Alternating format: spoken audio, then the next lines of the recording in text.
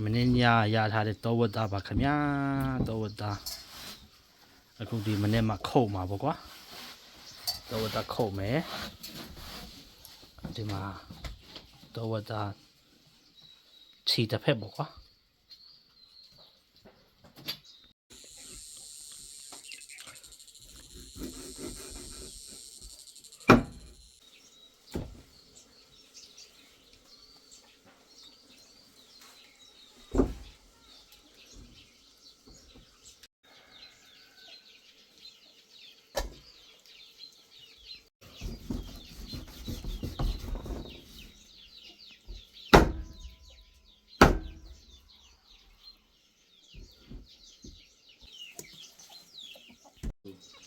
6လမ်းဖို့ပေါ့ကွာ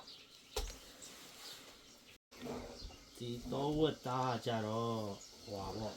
အမဲလိုက်တာပေါ့နော်အမဲလိုက်ပြီးတော့အခွေလိုက်နဲ့အမဲလိုက်ပြီးတော့ပြတာမနေရဆိုရှင်သူတို့အခွေ6ယောက်လောက်ရှိနေတယ်အဲ့ဒါတောဝတ်သားတစ်ကောင်ပြတော့အဲ့မှာတယောက်ကို6ပိတ်တာစီလားမသိရတယ်တော့သူအမဲလိုက်တဲ့ခါကျမှသူတို့ဟွာပေါ့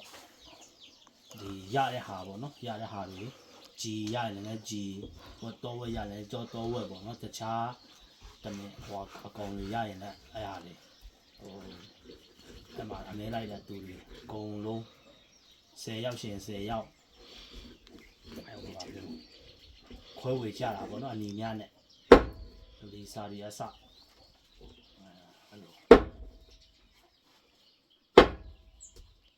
အဲ့ဒါမှတုံပေါ်မှာတားစားလို့ရတာပေါ့ကွာဖမ်းဟွာပေါ့တော့ဖြစ်တားကောင်ဖြစ်ပဲပေါ့နော်အဲ့မှာမဲလိုက်တဲ့ခါမှာပြစ်တဲ့သူပေါ့နော်ပြစ်တဲ့သူရတဲ့သူတနက်နဲ့ပြစ်တဲ့သူအားကြတော့သူကအိုးခေါင်းကိုယူတာပေါ့နော်အိုးခေါင်းကိုအဲ့လိုမျိုး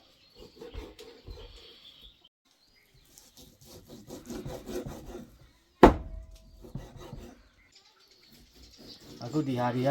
ဟွာပေါ့အသားတွေကိုအသားနဲ့ဟွာပေါ့အသားကောင်းကောင်းတဲ့ဟာကိုယူအဲ့ဒါကိုစနွမိုးနဲ့စားနဲ့နေပြီးတော့နေလာရမှာဖြစ်ပါတယ်